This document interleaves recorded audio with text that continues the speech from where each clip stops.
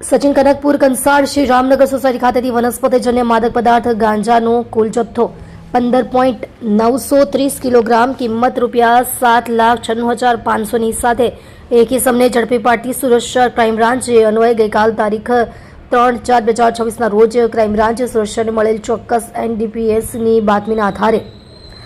Crime બ્રાન્ચના police inspector તથા police sub inspector Shri નાઓએ રેડનું આયોજન કરી સુરત શહેર સચિન કનકપુર કંસાળ શ્રી રામનગર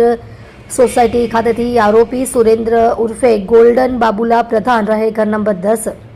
બીજા માળે પ્લોટ નંબર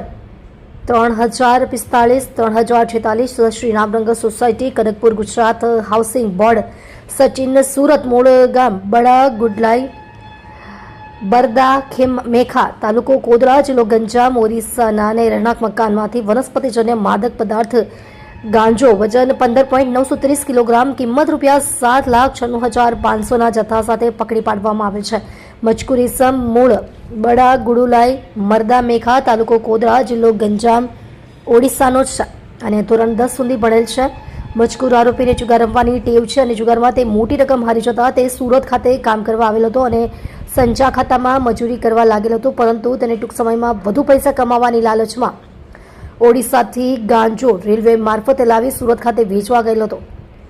મજકૂર પકડાયેલ ઈસમ ઓરિસ્સા ખાતેથી ક્યાંથી મુદ્દામાલ લાવેલો હતો અને સુરત શહેરમાં કોને આપવાનો હતો તેની હાલ તપાસ ચાલુ છે.